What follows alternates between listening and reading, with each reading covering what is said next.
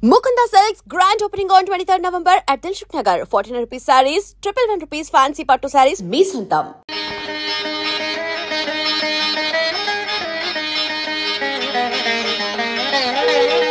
కొత్తమంది రాజశేఖరం గారికి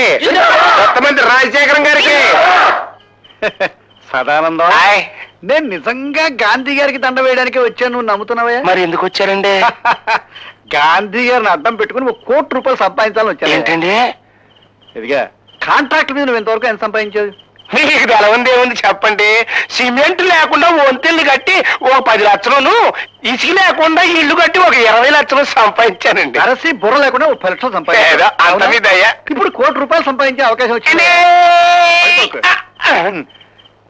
Jal Ganga project central government sanction ఇస్తున్నారన్న విషయాన్ని ఢిల్లీలో ఫైల్లో నేను స్వయంగా చూశాను. ఆ కాంట్రాక్ట్ మనకి వస్తుంటారా? సరుకున్న మినిస్టర్ తో నువ్వు ఈ మాట అంటున్నావు అంటే నువ్వెంత తెలివి తక్కువడో నాకు ఇప్పుడు అర్థమవుతుందయ్యా. ఈ విషయం పేపర్లో వచ్చిందంటే తూములు కంపెనీ వాళ్ళు రేట్లు పెంచేస్తారు, కానీ నువ్వు ముందే తూములు కొనేసి రోడ్ల పక్క పడే. దాంట్లో ఉన్న బాధ మీకు ఏం తెలుసు చెప్పండి. బిల్లు లేకుండా తూములు కొని ఒక్కొక్క తూముని లారీ మీద అక్కడ చేర్చాలి అంటే చేతిలో ఉన్న 30 లక్షలు వదులుకున్నట్టే. అబ్బా, కాంట్రాక్ట్ లో డబ్బు రాబడుగా లేవయ్యా, నేను చెప్పి అయ్యా ఇన్ని ఏర్పాట్లు చేసిన తర్వాత ఆ కాంట్రాక్ట్ మనకు రాకపోతేనో చెవులో పువ్వు పెట్టుకున్న వాడిని కాంట్రాక్టర్ చేసినందుకు నేను బాధపడుతున్నానయ్యా. చెప్పి పంచి చాలా ఇదిగా రాబడిలో మనకి 50-50. అలాగేనండి. ఇదిగా స్విస్ బ్యాంక్. అయ్యి బాబోయ్, అది సస్య మర్చిపోను. మీరేం కంగారు పడకండి. తెల్లారే పాటికి రోడ్లు కనపడకుండా తూములతో పూడ్చి పెట్టిచ్చేస్తాను.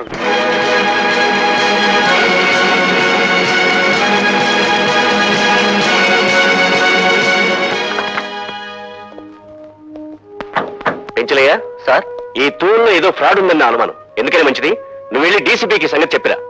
కాంట్రాక్టర్ దౌర్జన్యం చేసే అవకాశాలున్నాయి. అలాగే సార్, వెళ్ళు.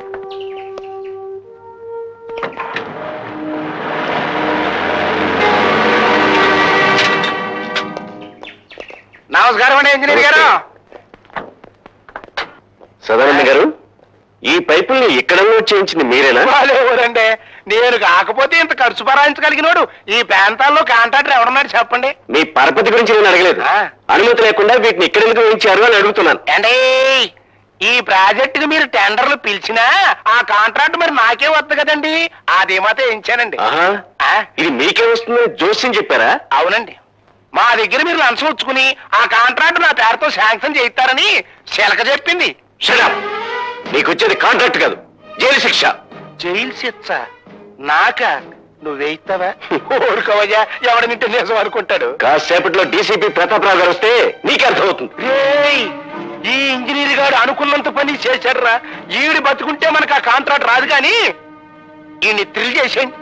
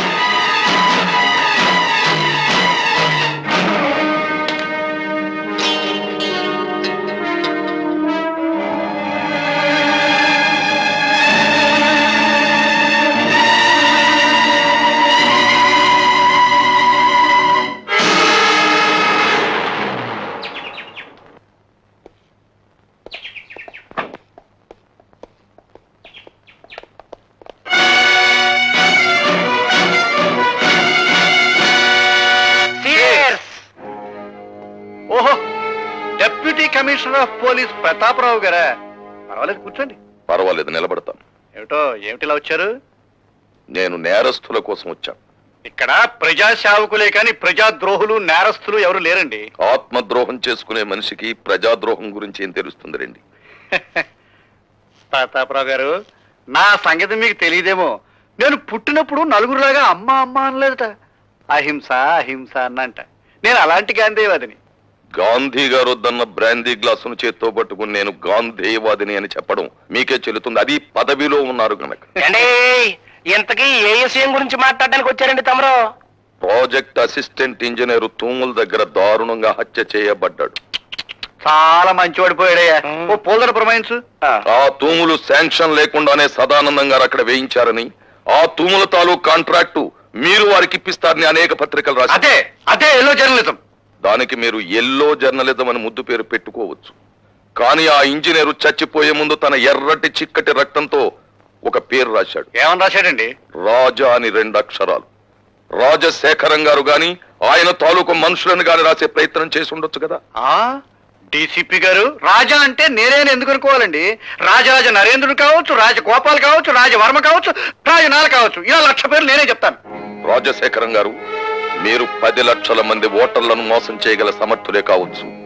ఒక హత్య చేసి దాన్ని మసిపూసి మారేడుకాయ చేయగల అర్హులే కావచ్చు. కానీ జీవితంలో దోషిని వదిలిపెట్టడం ఎరగని ఈ డీసీపీ ప్రతాపరావు మిమ్మల్ని నేరస్తులుగా రుజువు చేసే వరకు మీ నీడను వెంటాడుతూనే ఉంటాడు. గుర్తుంచుకోండి. అంటే ఈ డీసీపీ గారు కంపెనీకి తెస్తాడేమోనండి. నువ్వు అనుమానాలతో టైం వేస్ట్ చేయకు. ఆ చచ్చిపోయిన ఇంజనీర్ స్థానంలో వెంటనే మన మనిషిని అపాయింట్ చేయాలి. అన్నట్టు జ్ఞాపకం వచ్చిందండి, మా బామ్మర్ది ఒకడు ఇంజనీరింగ్ 3వ క్లాస్ లో పాస్ అయి ఉన్నాడండి. ఆడు పనికొస్తాడంటారా? మనకు కావాల్సింది చదువుకున్న సమర్థుడు కాదయ్యా, మనం చెప్పిన పనుల్లో చేసే చేతకాని వాడు. మరి డ్యాములు కడితే లటక్కను కూలిపోయింది అనుకోండి, అప్పుడు నీకేం నష్టం అయ్యా? ప్రభుత్వానికి నష్టం, ప్రజలకు నష్టం. ఇంకా మాట్లాడేవంటే ఆ సీట్ లోకి రావాల్సిన తెలివైన కత్తి లాంటి కుర్రాడికి నష్టం. అవునులేండి, ఆ నష్ట జాతకుడి గురించి మనకెందుకు. ఇంతకీ ఆ నష్ట జాతకుడు ఎవడంటావు? తమ్ముడు టిఫిన్ టైంకి ఎలా వస్తానాడు, ఇంకా రాలేదేమిటి? ఎప్పుడు అన్నమాట తప్పడే. యు ఆర్ కరెక్ట్ అన్నయ్య. నీ తమ్ముడు ఎప్పుడు మాట తప్పడు. కానీ నువ్వే సెంటిమెంట్ తప్పి లతా నేను లేకుండా టిఫిన్ చేయడానికి సిద్ధపడిపోతున్నావు. అబ్బే ఏది ఇప్పుడే. కూర్చో తమ్ముడు కూర్చో. అమ్మాయి లత. అన్నయ్య, లతను చాలా గారాభంగా పెంచుతున్నావు. క్రమశిక్షణలో పెంచకపోతే ఏదో ఒకనాడు మనకి శిక్ష వేసే ప్రమాదం ఉంది. జాగ్రత్త. అమ్మాయి, నువ్వు ఫైనల్ ఇయర్ పూర్తి చేసి కాలేజ్ వదిలిపెట్టి వెళ్ళిపోయావు. ఇక నా మనసులో లేదు. నీ అంత అందగాన్ని చూసిన కళ్ళతో వేడి మొహం కళ్ళు చూడలేకపోతున్నాను. మళ్ళీ ఎప్పుడు కనిపిస్తావు జియా? అమ్మో నాన్న.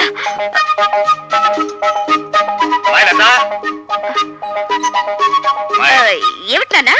ఇంకేమిటమ్మా, అక్కడ టిఫిన్లు చల్లారిపోతున్నా, మీ బాబాయ్ వేడెక్కిపోతున్నాడు. నువ్వు తొందరగా రావాలి. బాబాయ్ వచ్చాడా? వావ్, పద పద. హలో, ఉన్నారండి? ఒక్క నిమిషం. ఎవర్రా? ఎవరో మినిస్టర్ గారంటండి. మినిస్టర్ గారా? హలో, నమస్కారం అండి. ఫోన్ లో కూడా లేచి మాట్లాడాలా? చెప్పండి సార్. అదేనయ్యా మన సదానందం లేడు, కాంట్రాక్టర్ వచ్చి వాళ్ళ బామ్మర్ది పేరుస్తాడు. రేపు ఇంటర్వ్యూ ఉంటుంది కదా, ఆ కుర్రని సెలెక్ట్ చేయి. అతనికి బొత్తిగా మెరిట్. మెరిట్ మెరిట్ ఉన్న వాళ్ళకి ఉద్యోగం ఇస్తే మనం చెప్పినట్టు ఎందుకు వింటారయ్యా? అతను సెలెక్ట్ చేయి. అలాగే సార్, అలాగే. ఎవరన్నయ్య? మినిస్టర్ రాజశేఖరం గారు ఆ సదానందం గారి బావమరిదికి ఉద్యోగం ఇమ్మని ఫోన్ చేశారు. ఇచ్చేస్తున్నావా? పదవిలో ఉన్న వాళ్ళ మాట వెనక తప్పదు కదా. చిచ్చి, నీతో టిఫిన్ చేయడం నాదే బుద్ధితో. తమ్ముడు, అరే నువ్వు ఉండు బాబాయ్. నానేమన్నా తెలుతో కూడా ఎవరికి పడితే వాళ్ళకి ఉద్యోగం వచ్చాడు. మోసగాడినైనా నమ్మొచ్చు కానీ పిరికి వాడిని నమ్మకూడదు. ఏం చేద్దంటే భయంలో వాళ్ళు ఏమైనా చేసేస్తారు. ఉండు డాడీ, నేను ఉపాయం చెప్పనా? మెరిట్ లో నెంబర్ 1 కుర్రాడిని చూసి ఉద్యోగం ఇచ్చేయండి. మంత్రి గారు ఏమిటిలా చేశామని అడిగితే నాకు మతిమరుపు ఎక్కువ, మీరు చెప్పిన కుర్రాడి పేరు అదే అనుకుని ఇచ్చేసానని బికమం పెట్టేయండి, సరిపోతుంది. ఏ అలా చేస్తావా? చేస్తావా లేదా చెప్పు. ఒప్పేసుకోండి. చేస్తాను. Good morning. Good morning.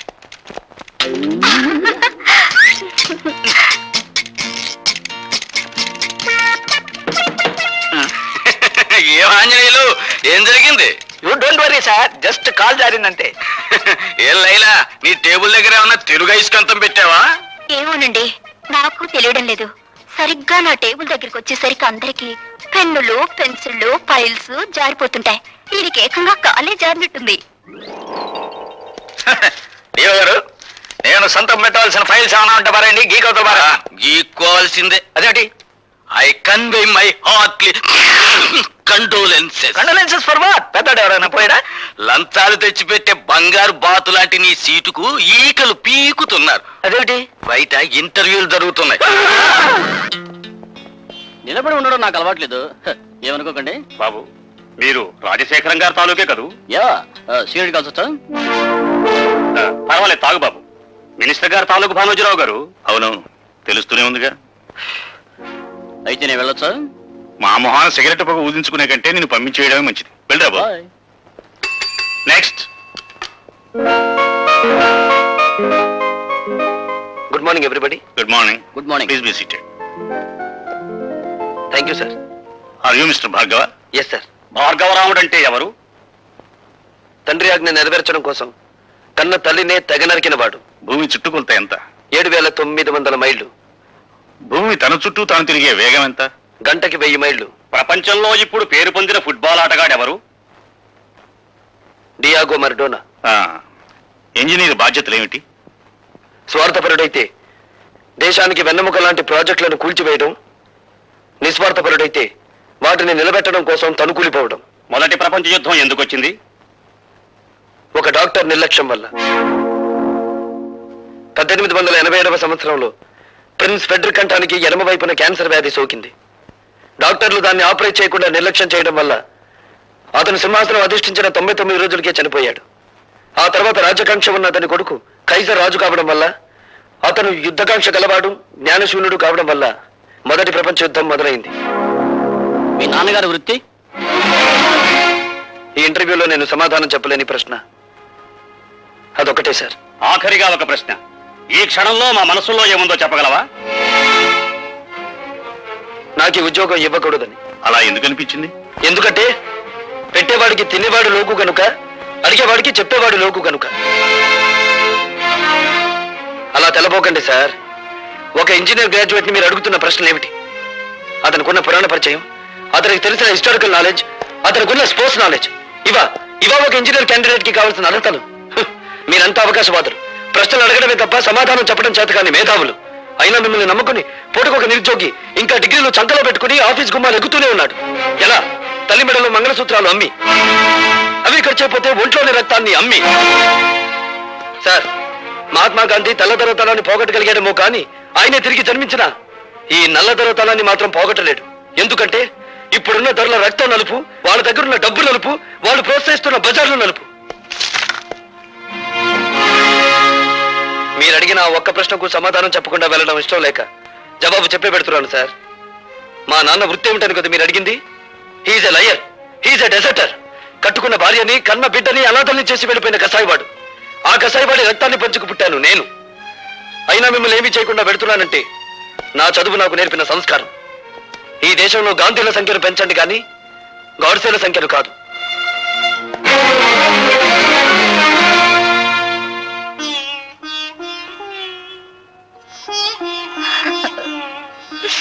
అమ్మా, ఇంటిని ఇల్లాలిని గాలి కొదిలేసి సంఘం చేత నమ్మకద్రోహి అని ముద్ర వేయించుకున్న ఆ మనిషిని ఎందుకమ్మా పదే పదే జ్ఞాపకం తెచ్చుకుంటావు? నిజాయితీ నిలకడలేని ఆ మనిషి మూలంగానే కదమ్మా మనం సమాజం నుంచి విసిరివేయబడింది. ఎందుకు ఇంకా మన నుంచి పారిపోయిన ఆ వ్యక్తి కోసం ఆరాటపడతావు? ఈ మనిషి నీడ ఇంట్లో ఉన్నంత కాలం మనకు పట్టిన పీడ వదలదు, నాకు మనశ్శాంతి ఉండదు. భార్గవ, ఏమిట్రా ఈ పని? ఈ పని ఏనాడో చేస్తుంటే నీ తల్లి నీ కళ్ళ ముందే గుండె పగిలి చచ్చేదిరా. అమ్మా భార్గవ, మంగళసూత్రం కట్టించుకున్న నాకు లేని ద్వేషం నీకెందుకు ఆయన మీద? గుమ్మానికి రాసిన పసుపు, గుండెల మీద తాళి, నుదుటి కుంకుమ ఇంకా మిగిలిన్నాయంటే కారణం ఆ మహానుభావుడేరా. నేను బ్రతుకుండగా నువ్వు ఆయన్నే అనద్దు.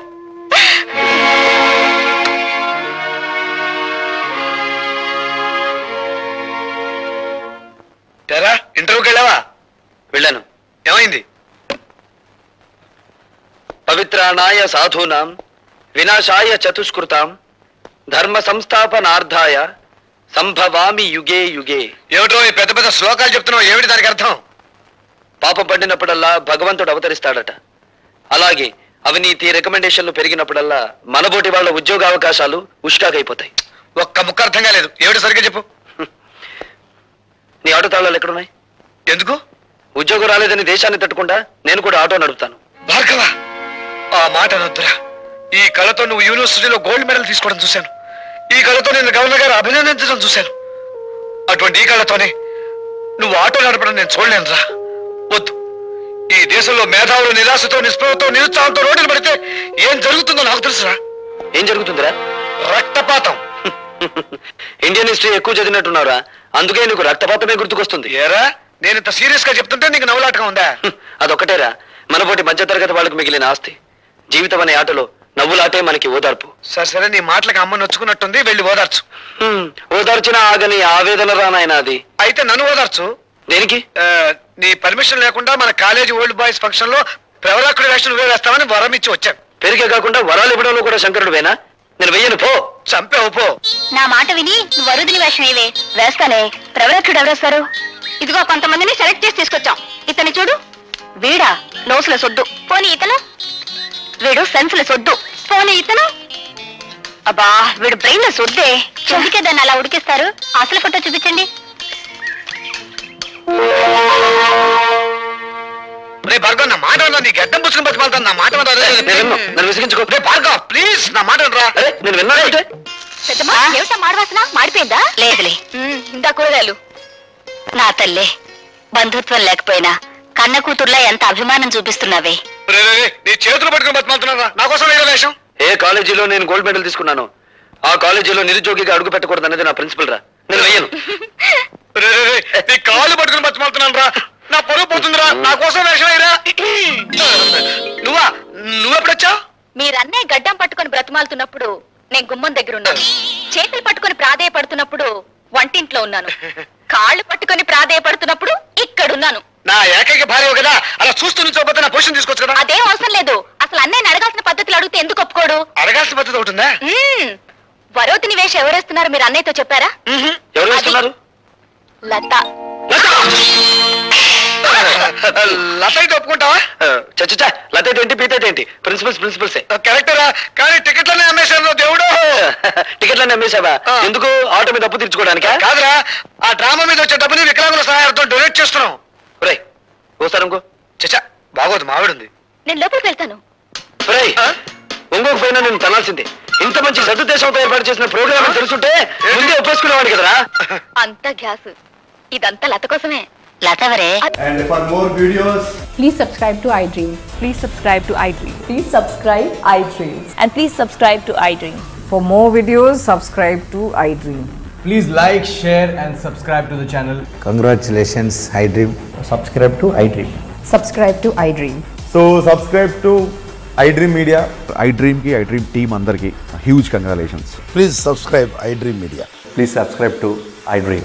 Subscribe iDream. Please subscribe to iDream. iDream అంటే నా కళల ఛానల్ సబ్స్క్రైబ్ చేసుకున్న నోరు తిరుగుతలేదు. మీరైతే గంట గుర్తు కొట్టండి. For more such videos, please subscribe to iDream. Subscribe to iDream. Please subscribe to iDream. Please subscribe iDream Media. Please do subscribe to iDream. Please subscribe to iDream Media. For best entertainment and information, please subscribe iDream. And don't forget to subscribe to iDream.